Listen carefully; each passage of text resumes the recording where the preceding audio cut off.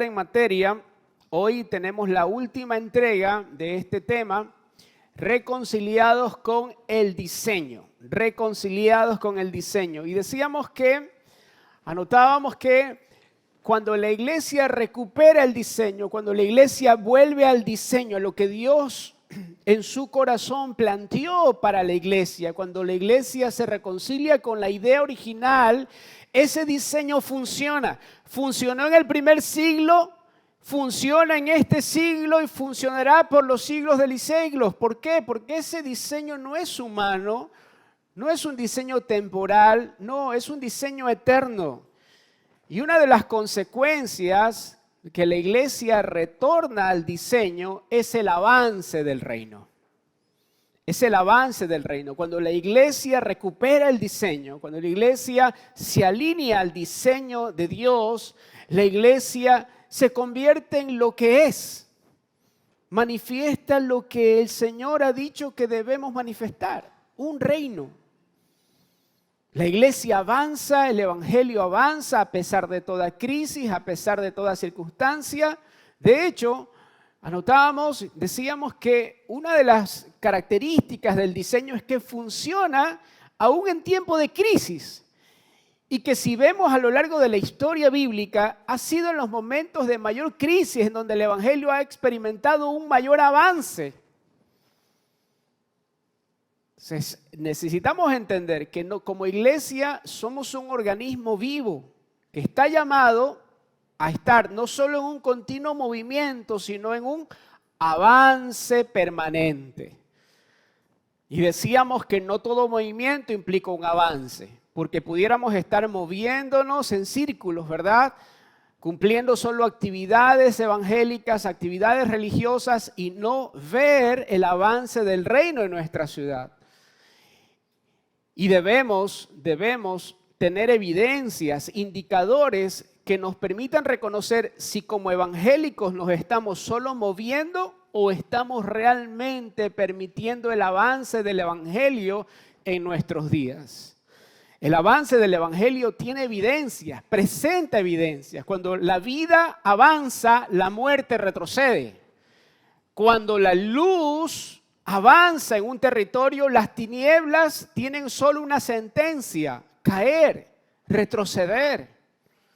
El Señor dijo sobre su iglesia: las puertas del Hades no prevalecerán. Esa palabra Hades tiene que ver con todo lo que representa corrupción, muerte, degradación.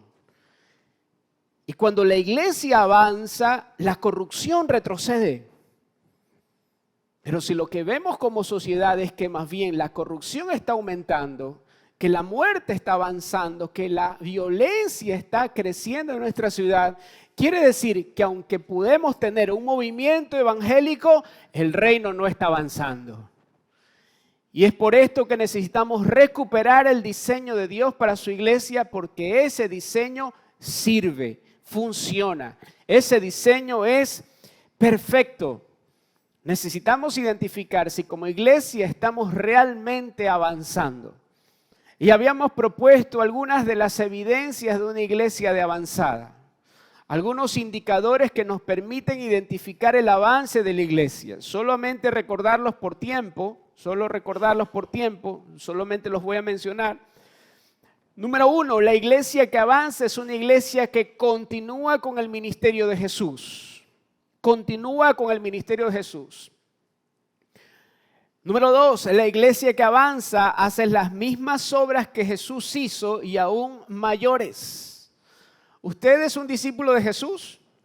¿Cuántos discípulos de Jesús hay acá?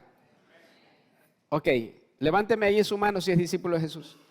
Pregunta a esas personas levantadas la mano: ¿está haciendo lo mismo que Jesús hizo? ¿Seguro? ¿Está predicando el evangelio? ¿Está enseñando la palabra?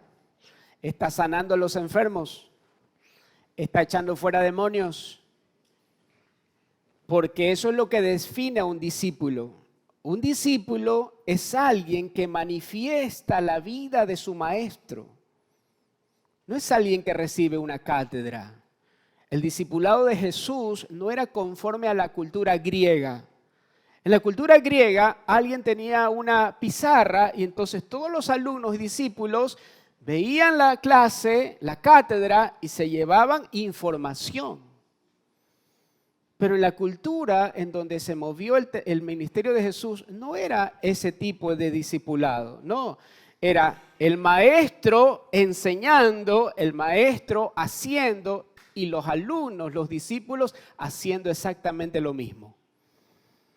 Así que necesitamos desarraigar de nuestra mente la cultura o el discipulado al estilo griego y entender lo que realmente significa ser un discípulo de Jesús. Entender que si somos discípulos de Jesús, deberíamos estar haciendo exactamente lo mismo que Él hizo.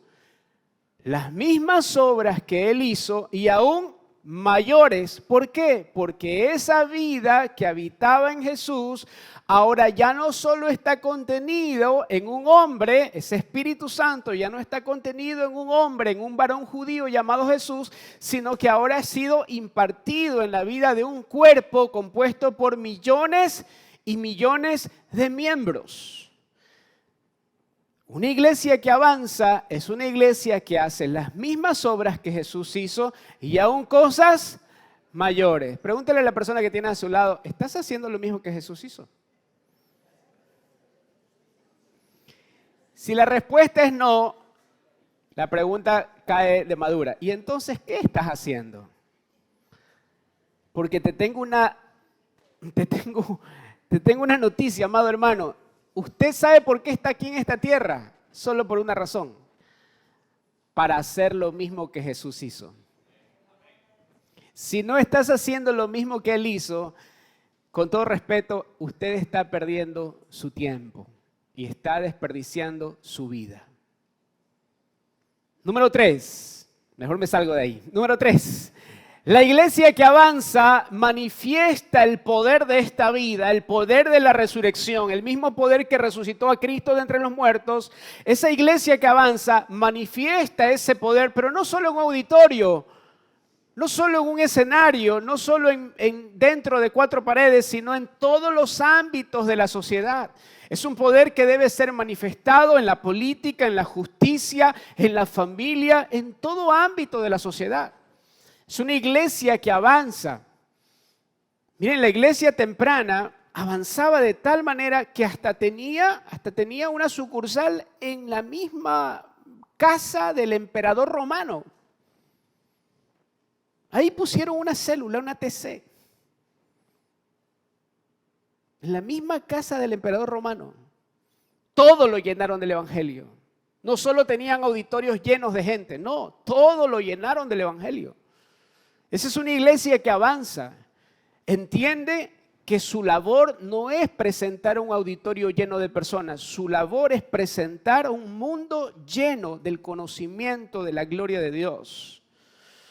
Número 4, la iglesia que avanza permanece firme en 4 pilares. A estas alturas deben ustedes saberlo de memoria, ¿verdad? Número 1, la doctrina de los apóstoles.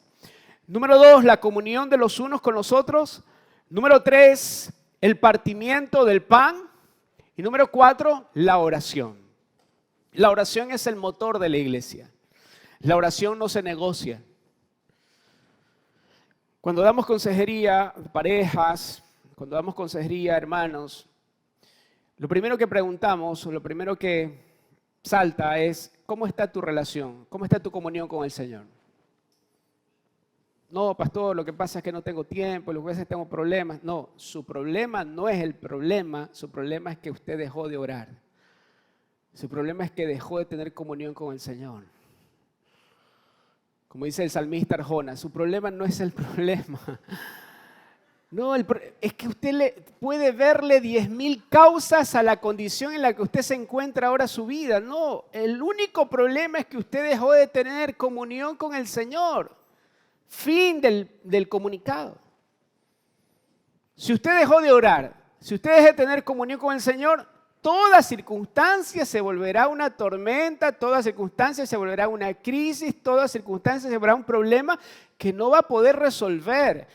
Porque esa es la primera razón de la oración. el entender nuestra debilidad, nuestras limitaciones humanas y el poner nuestras causas delante del Señor. Pero cuando usted deja de orar, entonces todo empieza a complicarse y a deteriorarse en nuestra vida. La oración no puede ser negociada. Cuando usted deja de orar, cuando una familia con un matrimonio deja de orar, es una familia, es un matrimonio, es una iglesia, es una congregación que deja de avanzar. Y todo lo que deja de avanzar empieza a corromperse. Número 5. Una iglesia de avanzada, la iglesia que avanza produce discípulos. Produce discípulos. La iglesia que avanza no está preocupada en cuántos seguidores tenemos ahora en las redes sociales, en campañas para hacerse cada vez más influyentes. No, en un mundo lleno de influyentes, una generación que todo el mundo quiere ser influyente. La iglesia debe estar firme en su misión. ¿Cuál es la misión de la iglesia? Formar discípulos. Formar discípulos. Si queremos buscar seguidores, si queremos tener un número de seguidores, pues bueno, tenemos que ser agradables. Tenemos que ser complacientes con el mundo, pero no, ese no es nuestro trabajo. Nuestro trabajo es llevar a las naciones a los pies de Cristo y formar de todas las naciones discípulos del Señor. Amén, amados. Número 6. La iglesia que avanza sigue proclamando el evangelio a pesar de las crisis que enfrenta. La iglesia que avanza sigue proclamando el evangelio a pesar de las crisis que enfrenta. ¿Por qué? Porque entiende que el evangelio es la solución a cualquier crisis temporal que estamos enfrentando. El evangelio, no hay otra solución de parte de Dios. A todas las crisis que enfrentamos en este mundo, Dios tiene solo una respuesta: el evangelio. El evangelio es el poder de Dios para salvación. ¿Salvarnos de qué? Sería la pregunta. ¿Salvarnos de qué? ¿De qué? ¿Para qué viene el evangelio a salvarnos? ¿De qué nos viene a salvar? De nosotros mismos en primer lugar. En primer lugar, de nosotros mismos. De nuestra vana manera de vivir, de nuestros pensamientos, de nuestras estructuras mentales que nos atan a un sistema de corrupción. Claro, también de la condenación en el infierno, pero es un efecto residual del evangelio. En primer lugar, te salva de ti mismo, te salva de Adán para incluirte en Cristo. Número 7. Número 7. La iglesia que avanza mira cada desafío como una oportunidad para la expansión del reino. La iglesia que avanza mira cada desafío como una oportunidad para la expansión del reino. Amados, cada vez que el evangelio lo quieren atrapar, lo quieren rodear, lo quieren perseguir, el evangelio se expande más. Revisen la historia bíblica. Cada vez que a la iglesia la perseguían, cada vez que a nuestros hermanos de alguna manera los amenazaban, el evangelio avanzaba cada vez más. Así que lejos de retroceder, lejos de darse por vencido, busque en cada crisis una oportunidad para que el evangelio avance. Busque en cada crisis una oportunidad para que el evangelio avance. Yo conversaba, no recuerdo dónde fue, pero conversaba con un pastor que había sido por una injusticia, por una causa injusta, había sido llevado a la cárcel en su ciudad. En esa cárcel, ¿sí?, estaban los hombres más peligrosos, y aunque él no debía ir a ese pabellón de alta seguridad, él pidió estar ahí con la gente más peligrosa de su ciudad. Y en medio de esa crisis, los cabecillas, las personas que lideran estas áreas de alta seguridad, terminaron entregándose al Señor. Varios pastores salieron de ese lugar. Así que este hombre, un pastor que fue llevado injustamente a un lugar como este, podía haber optado por victimizarse, por ser una víctima del sistema, o por ser una herramienta, un instrumento en las manos de Dios, no para ir en contra de un sistema, sino para operar conforme al sistema celestial. Él encontró en esta cárcel la oportunidad para que el evangelio siga avanzando. Usted necesita saber que el evangelio no avanza a través de gente victimizada. El evangelio avanza a través de gente que ve en cada crisis la oportunidad para que el evangelio pueda ser conocido. Usted tiene todo el derecho de victimizarse por lo que le está pasando. No es que no saben lo que es en mi trabajo, es que no saben lo que dijeron de mí. Usted puede victimizarse, pero déjeme decirle, en el momento que usted asume esa posición, el evangelio dejó de avanzar en su vida. Número 8. Solo estamos mencionando estos puntos para llegar al punto que hoy nos toca tratar. Número 8. La iglesia que avanza fructifica, multiplica y afecta a su comunidad. La iglesia que avanza fructifica, se multiplica y afecta a su comunidad. Afecta a su comunidad. Esta transformación interna que sufrimos en Cristo debe estar siendo de disfrute para quienes nos rodean. Si en Cristo usted está produciendo fruto, déjeme decirle, será cuestión de tiempo en que lo que está a su alrededor quiera disfrutar de esa vida abundante que hay en usted. Es lo que pasa con un árbol. Un árbol no tiene que estar repartiendo tarjetas ni crearse una red social para volverse popular. Lo único que tiene que hacer un árbol es estar plantado, ¿sí? Arraigado y en ese, gracias por ayudarme a predicar, y es en esa posición donde el árbol naturalmente no va a un taller, no va a una conferencia, cómo producir fruto.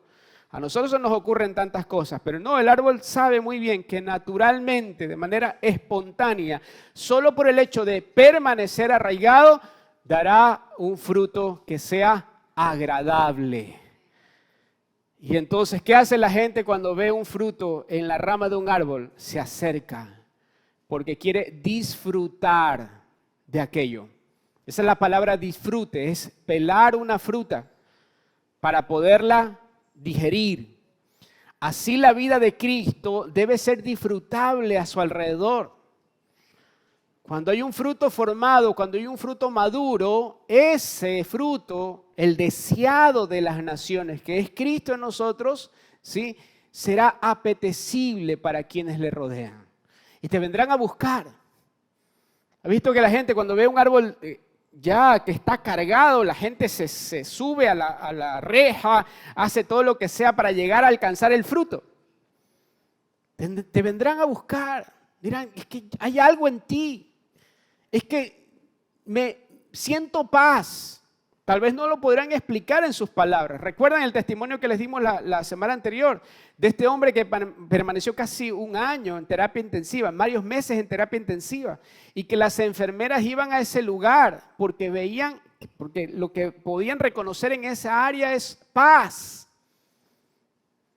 Porque a pesar de que el cuerpo estaba enfermo, había una vida indestructible que estaba produciendo un fruto de paciencia, un fruto de gozo, un fruto de paz, y que inundaba esa área de terapia intensiva en ese hospital. Número 9. La iglesia que avanza produce conversiones dramáticas.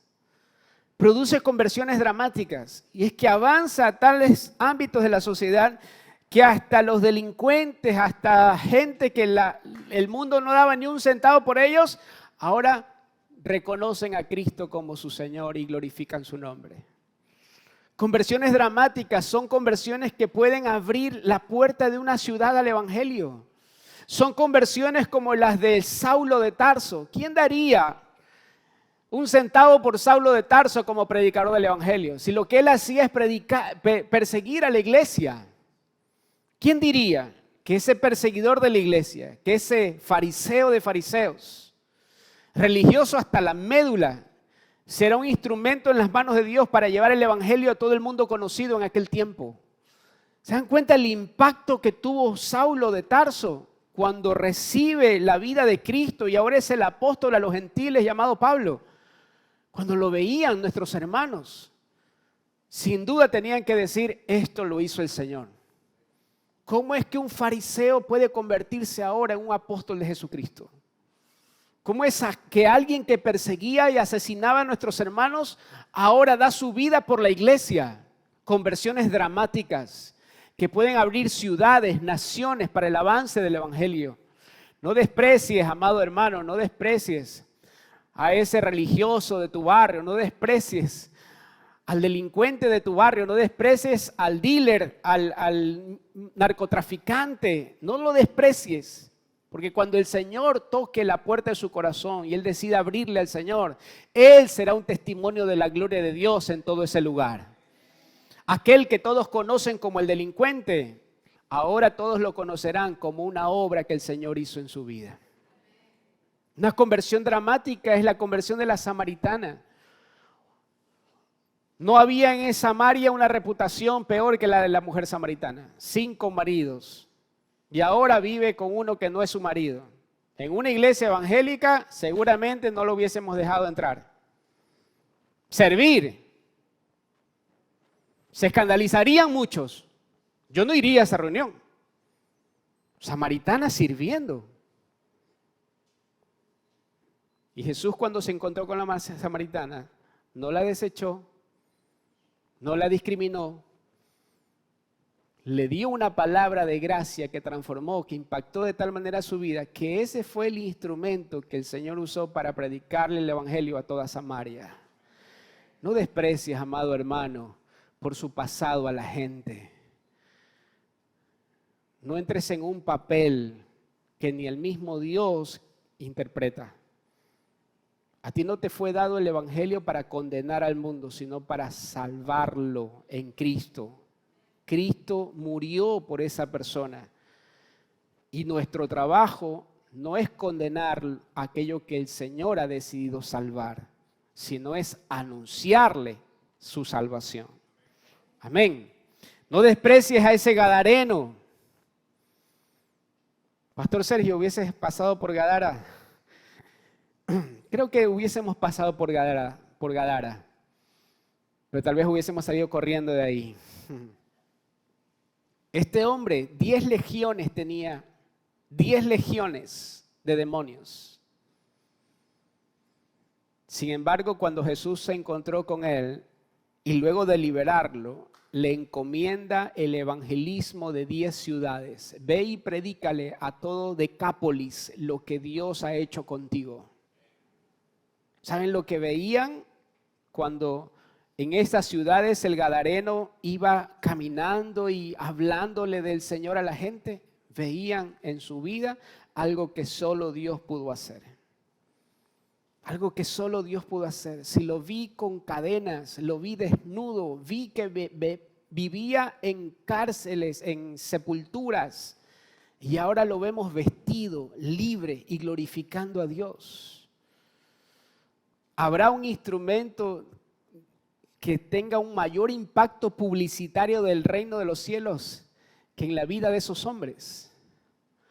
Cuando predicábamos este mensaje el domingo pasado en la noche, el Señor me habló de Fito.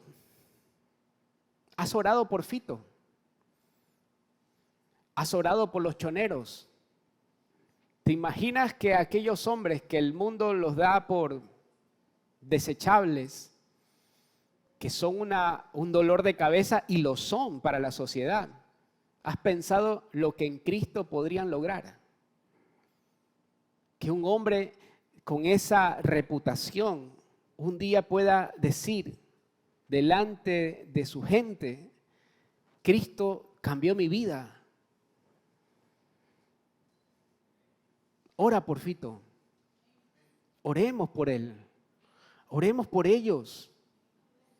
No seamos igual que el mundo, que desprecia, que los da por perdidos. Amados, los perdidos para Dios no son una causa perdida, son la causa que Él amó, son la causa por la cual Él se entregó. Y déjeme decirle, No solo ellos estaban perdidos o están perdidos, nosotros también estuvimos así. Finalmente, número 10, y entramos al mensaje. La iglesia que avanza produce mártires. La iglesia que avanza produce mártires. La iglesia que avanza produce mártires. No solo gente bendecida. ¿Cuántos son bendecidos? Todos nosotros en Cristo somos bendecidos. Pero déjenme decirle, el evangelio no avanza solo con gente bendecida. La iglesia que avanza no solo produce gente bendecida, no solo gente entendida. ¿Habrá aquí gente entendida? ¿Sí? Pero déjeme decirle que el evangelio no avanza tanto con gente bendecida ni con gente entendida, sino con gente entregada. Hoy en día tenemos una multitud de gente que se sabe bendecida en Cristo, que sabe que en Cristo ha recibido toda bendición, que la bendición no está en riesgo, no, porque nuestra bendición es Cristo, Él es nuestra herencia. Y hemos entendido que esa vida es suficiente, hemos entendido que somos portadores de la vida de Dios. ¿Pero qué le falta a la iglesia por avanzar? ¿Conocer algo más? ¿Una bendición adicional? ¿O una mayor medida de entrega? El evangelio no avanza solo con gente bendecida o con gente entendida, sino con gente que se entrega a lo que está entendiendo, con gente que se entrega por una causa que es mayor a su propia vida o a sus intereses personales. El evangelio avanza a través de mártires. Mártires es gente que está dispuesto no solo a asistir a una reunión de domingo, no solo a participar de una escuela bíblica, no, es gente que está dispuesta a morir, a dejarlo todo por la causa en la que ha decidido creer. Esas son personas que permiten el avance del evangelio en un territorio. No solo gente bendecida, no solo gente entendida, sino gente entregada. Gente que no dice yo creo en Dios como un asunto existencial. No, amados, para nosotros el decir yo creo en Dios significa yo creo que Dios está, que Dios es. Para nosotros esa palabra, esa expresión yo creo en Dios es solamente reconocer su existencia. Pero en el contexto bíblico decir yo creo en Dios significa que no solo cree que Él existe, sino que Él es el Señor sobre mi vida. Nuestro creer y su señorío nunca deben estar divorciados. Si usted dice creer en el Señor, usted dejó de tener atribución sobre su vida porque ahora Él es el Señor de su vida. Usted vive para responder a su voluntad. Eso significa creer en Dios. Si crees en Dios, pero no estás dispuesto a rendir tu vida delante de Él, a rendir tu voluntad delante de Él, lo cierto, amado hermano, es que aún no crees en Él. Cada vez que el Señor, cada vez que en el texto bíblico se habla de creer en el Señor, habla precisamente de su señorío. Cree en el Señor Jesucristo, en el Señor, no en el sirviente, en el Señor. Cree en el Señor Jesucristo y tú y tu casa serán salvos. ¿Qué es lo que permite que tú y tu casa serán salvos? Su señorío. Que ya no se haga más en tu casa tu voluntad, sino la de Él. Es su señorío lo que nos preserva en la salvación. Es su voluntad la que nos permite ser preservados. Nuestro creer y su señorío son un matrimonio. No pueden ser concebidos por separado. Y el mayor déficit que la iglesia enfrenta hoy no es un déficit de bendición ni de entendimiento, aunque todavía estamos avanzando en eso. El mayor déficit que enfrenta la iglesia de hoy en día es de entrega. ¿De qué nos sirve entender que en Cristo hemos sido bendecidos con toda bendición espiritual? ¿De qué nos sirve entender los misterios que en Cristo nos han sido revelados si no hay un nivel de entrega en la iglesia? Si eso se queda atrapado en nosotros y no es mostrado al mundo. Hoy tenemos gran cantidad de gente que se sabe bendecida, gran cantidad de gente entendida, pero tenemos también una ausencia de mártires en la iglesia. Gente que se resiste a entregarse verdaderamente al Señor. Cuando el Señor comisionó a su iglesia, le dio poder para ser testigos. ¿Recuerdan? Vea por favor Hechos capítulo 1 y verso 8. Hechos 1:8. Esta palabra ha sido muy mal entendida por la iglesia. Miren, pero cuando venga el Espíritu Santo sobre ustedes, recibirán poder y serán, ¿qué dice? Mis testigos. ¿Para qué nos fue dado el poder que hay en la vida del Espíritu Santo? ¿Para qué? Por favor, léanlo. ¿Para qué? Para ser sus testigos. Esa palabra testigo, amado hermano, es la palabra mártir. Esa palabra es la palabra martus. Un testigo no es alguien que tiene algo que decir, no es alguien que tiene la voluntad, la convicción de entregarse a la causa a la que sirve. El poder de la vida del Espíritu le fue dado a la iglesia no para que la iglesia viva mejor, sino para que entregue su vida por causa del Evangelio. El Espíritu Santo vendrá sobre ustedes y los dará poder, les dará la capacidad, la autoridad, pero no para que vivan sus días cómodamente, sino para que puedan entregar su vida por causa del Evangelio. Esa fue la razón por la que el Señor nos dio poder. Es la razón por la cual el Señor nos impartió la vida del Espíritu, para que podamos ser mártires en la causa del Evangelio. El Evangelio no avanza por medio de gente que no ha decidido entregarse, sino por medio de mártires que están dispuestos a dejarlo todo por el avance del Evangelio. El poder del Espíritu Santo nos fue dado para vivir no mejor en esta tierra, sino para vivir conforme a la voluntad eterna de Dios. Miren, cuando venga el Espíritu Santo sobre ustedes, recibirán poder y serán mis testigos. Esos testigos fueron efectivos en su asignación porque estaban dispuestos a entregarse por completo a la causa que habían abrazado. Ellos no usaron ese poder para salvar su vida, no, usaron ese poder para dar a conocer la vida que portaban, aunque eso les cueste su propia vida. ¿Para qué Dios te dio al Espíritu Santo? ¿Para qué Dios te dio capacidades espirituales? ¿Para qué Dios te concedió poder y autoridad? Para que seas un mártir, para que seas un testigo, para que anuncies, para que manifiestes su vida, aunque eso te cueste tu propia vida. Me seréis testigos, mártires. Esto no solo implica un martirio físico. Gracias a Dios, en nuestro país a nadie de nosotros nos llevarían presos, no nos quitarían la vida por predicar el Evangelio, pero sí estamos expuestos a un martirio que no es físico, sino que es más complejo aún, es el martirio de nuestra voluntad. ¿Cómo ser mártires en medio de una sociedad como la nuestra? Un mártir no solo está expuesto a un martirio físico, sino a un martirio en nuestra voluntad. A un martirio constante en el alma, a un martirio en donde necesitamos renunciar a lo que yo quiero, a lo que yo pienso, a lo que yo siento, a lo que yo puedo, para empezar a vivir en función de lo que Él quiere, de lo que Él piensa, de lo que Él anhela, de lo que Él puede hacer a través de mi vida.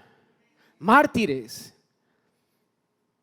mártires, que estén dispuestos a vivir en cadenas, pero en cadenas que son las cadenas del Evangelio. Mártires que solo respondan a una voluntad y es la voluntad del Señor que los llamó. Mártires que estén dispuestos a renunciar a sus deleites, a sus placeres temporales para poder corresponder al placer de Dios, al anhelo que Dios tiene en su corazón. ¿Qué es lo que necesitamos para ser una iglesia de avanzada? Una iglesia con una cada vez mayor entrega. ¿Cuánto o cuán lejos llegará el Evangelio a través de nosotros? Tanto y cuanto estemos dispuestos a entregarnos. Esa será la medida del Evangelio. La medida que el Evangelio alcance en nuestra generación. La medida de lo que estemos dispuestos a entregarle. Si hacemos una comparación entre la iglesia de nuestros días y la iglesia temprana o del primer siglo, vemos que ellos tienen una ventaja. Una ventaja que no es escritural. Ellos no tenían el Nuevo Testamento como nosotros sí lo tenemos. Ellos tenían el mismo Espíritu Santo que nosotros hoy tenemos. Pero ellos tenían una ventaja, su nivel de entrega. Ellos realmente estaban dispuestos a convertirse en mártires por causa del Evangelio.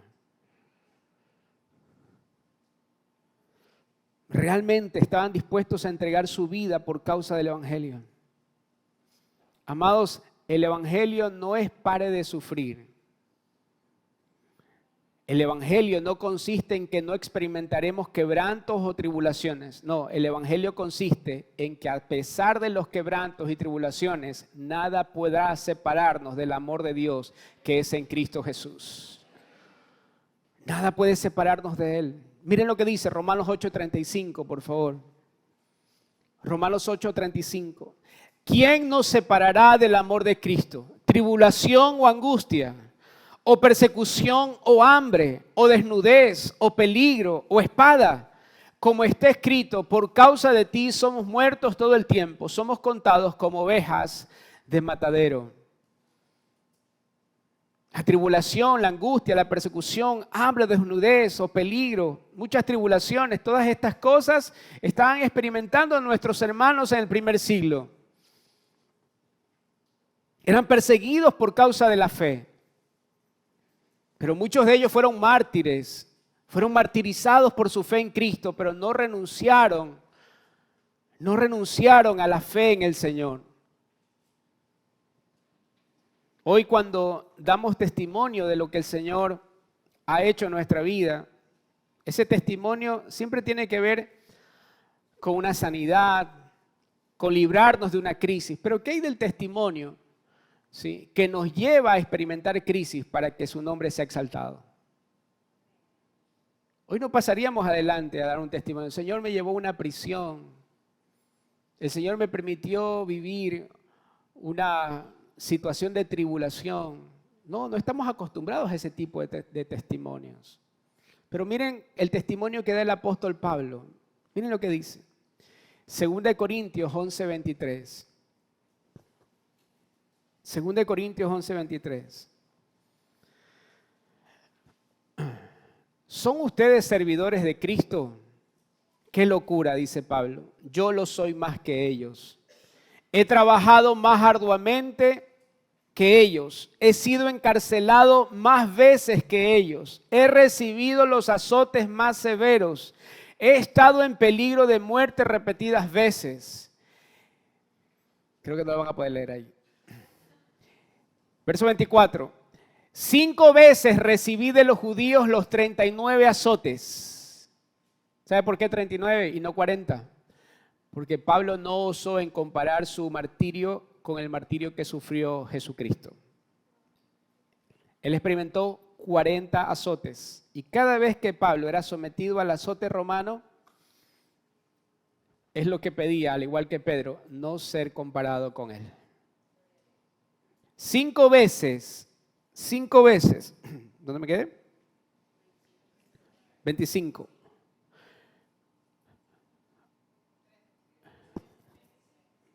¿Quién dice más? He recibido los azotes más severos, he estado en peligro de muerte repetidas veces. 5 veces recibí de los judíos los 39 azotes. 3 veces me golpearon con varas. 1 vez me apedrearon. 3 veces naufragué. Y pasé un día y una noche como náufraga en alta mar. Hasta ahí, ¿cómo va ese testimonio? ¿Ah? ¿Invitaríamos a Pablo a una conferencia a dar testimonio? Mi vida ha sido un continuo ir y venir de un sitio a otro, en peligros de ríos, peligros de bandidos, peligros de parte de mis compatriotas, peligros a manos de los no judíos, peligros en la ciudad, peligros en el campo, peligros en el mar y peligros de parte de los falsos hermanos. Por todos lados había peligro para Pablo.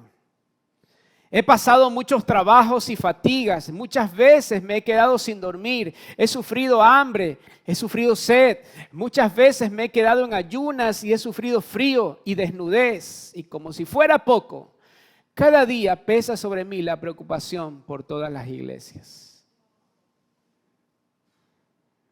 Y hoy nos quieren vender un evangelio en donde no hay tribulación, en donde Dios está más interesado en sacarte de la crisis que utilizar esa crisis para que el evangelio avance. Y ese no es el evangelio. Quisiera decirte que el Señor está interesado en sacarte de tu problema, pero lo cierto es que el Señor está formando tu carácter en medio de toda crisis para que el evangelio avance. Dios no está tan interesado en que a ti te vaya bien en la vida como sí lo está en que el evangelio pueda avanzar a través de ti. Hoy todos quieren ser bendecidos, prosperados, pero muy pocos anhelan en su corazón convertirse en mártires. Hoy muchos consideran el evangelio como la ocasión de recibir todo lo que Dios tiene para ellos, pero no como la causa en la que están dispuestos a invertir todo lo que el Señor les ha dado a administrar. Pablo dice en 2 Corintios 12:15, así que de buena gana gastaré todo lo que tengo y hasta yo mismo me gastaré del todo por ustedes, aunque parece que cuanto más los amo, menos me aman ustedes a mí. Mártires implica una inversión. ¿Están dispuestos a invertirse en la causa del Señor? Estamos dispuestos a ser una iglesia no solo bendecida, no solo entendida, sino una iglesia de mártires. Gente que se entrega por la causa del Señor. La evidencia de una iglesia martirizada es su inversión. ¿Cuánto estamos dispuestos a invertirnos en la causa del Señor? Hay quienes cuando se trata de inscribirse en una escuela, hay quienes cuando se trata de hacer un viaje por causa de su formación dicen, no, es muy caro. Es caro participar de un encuentro, es caro participar de una escuela, es caro viajar, es caro. Te invito a que consideres cuán caro te va a resultar el no ser capacitado. Si te parece que viajar es caro para capacitarte, para desarrollar lo que el Señor te ha entregado, prueba con la falta de capacitación a ver qué tan caro te resulta. ¿Te parece caro obedecer la voluntad de Dios? Prueba qué tan caro resulta el que vivas por fuera de su voluntad. Prueba qué tan caro te resulta el no estar en donde Dios ha dicho que debes estar. Prueba qué tan caro es. Amado, si el Señor te ha dicho que debes de viajar, si el Señor te ha dicho que debes de inscribirte, si el Señor te ha dicho que Él va a hacer algo a través de una escuela, a través de una conferencia, lo caro realmente será desobedecer su voz. Eso sí terminará siendo caro en tu vida. Y termino con esto. No podemos hablar de mártires sin citar al primer mártir cristiano. Aquel que decidió entregar su vida por testificar a Cristo.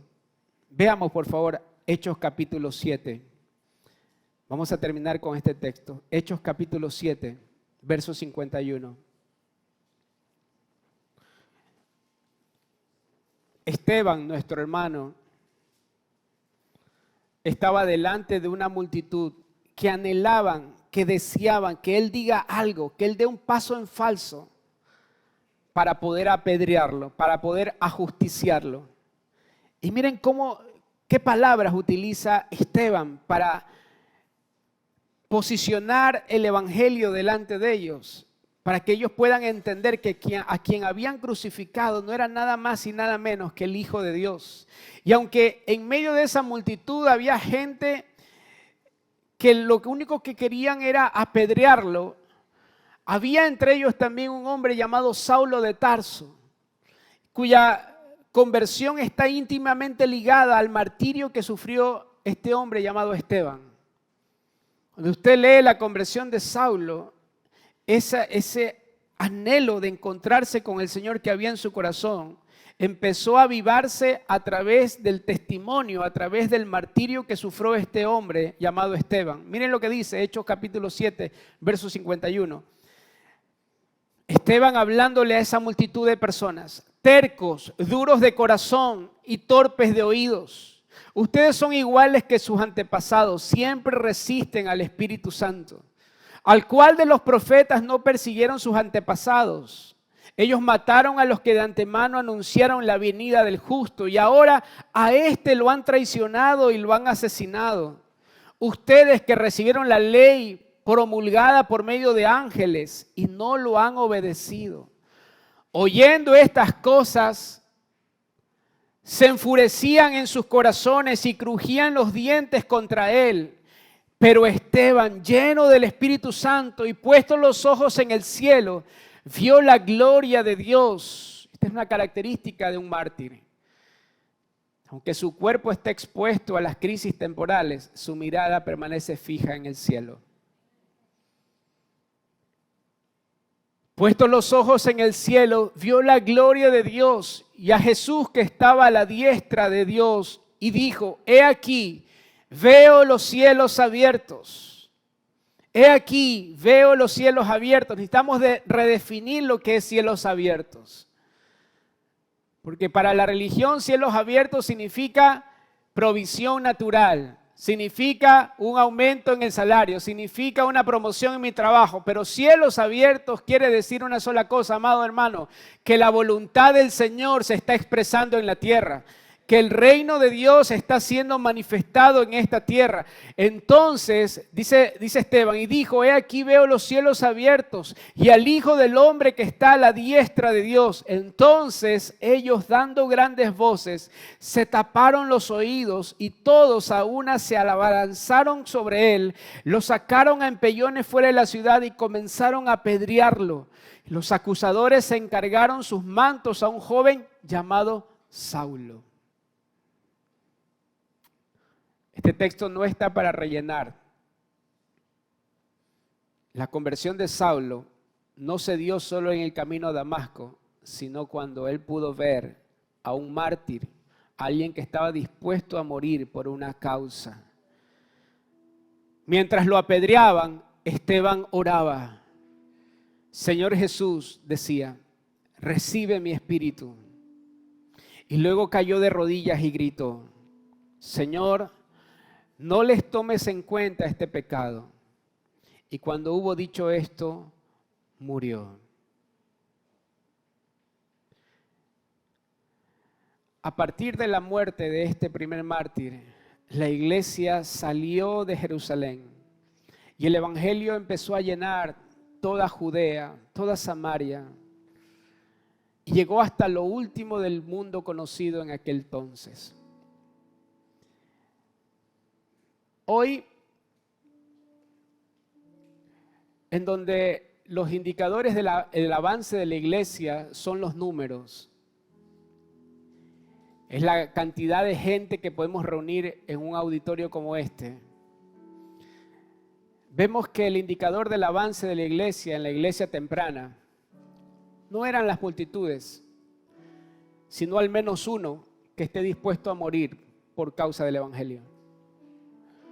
Cuando el Señor ve que hay al menos un mártir que está dispuesto a entregarse, cuando el Señor puede reconocer entre nosotros la voluntad de rendirnos realmente, de entregarnos realmente delante de Él, Él hará todo lo necesario, Él provocará todo lo que sea necesario para que el evangelio termine llenándolo todo. Necesitamos, amados hermanos, mártires. Necesitamos gente que esté dispuesto a renunciar a su propia vida para el avance del Evangelio. ¿Sabe por qué la tortura, la tribulación no pueden detener el Evangelio en la tierra? Porque la sangre de los mártires es la semilla de vida. Y cuando esa sangre es derramada en la tierra, todo germina. La vida germina, la vida prospera, la vida se abre paso. Oramos, si se quieren poner de pie y acompañarme en esta oración.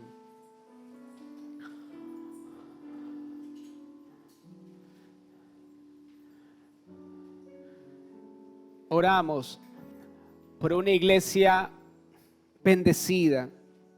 Oramos por una iglesia entendida, pero oramos también por una iglesia entregada. Una iglesia que esté dispuesta a convertirse en mártir, que esté dispuesta a entregarlo todo por la única causa por la cual vale la pena vivir y morir, la causa del Evangelio. Señor, oramos para que en nuestros días el Evangelio pueda avanzar. Para que no solo nos movamos, Señor, sino que avancemos conforme a tu voluntad. Forma en nosotros corazones obedientes a tu voz. Forma en nosotros, Señor, un carácter como el carácter de Esteban, como el carácter de Pablo, como el carácter de tu amado Hijo, quien se despojó de sí mismo para tomar forma de siervo y morir por nosotros en una cruz. Llévanos a entender lo que realmente significa vivir el Evangelio. Llévanos, Señor, a entender que el Evangelio no es un mejoramiento de nuestra vida. Que la buena noticia, Señor, es estar dispuestos a entregar nuestra vida para que tu vida se exprese en nosotros.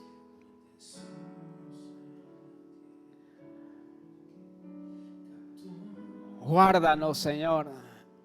Guárdanos de convertirnos en una religión más. Presérvanos, Señor. Sálvanos. Sálvanos, Señor, de convertirnos en solo espectadores y críticos. Y llévanos a convertirnos en lo que tú has dicho que somos. Una iglesia santa, pura, sin mancha. Una iglesia que avanza, que encuentra en cada crisis la oportunidad para que tu evangelio, para que tu reino avance. Hoy decidimos rendirlo todo delante de ti, Señor.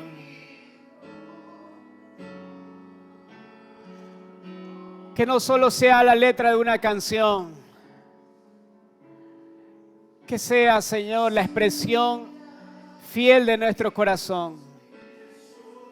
El anhelo de rendirlo todo delante de ti.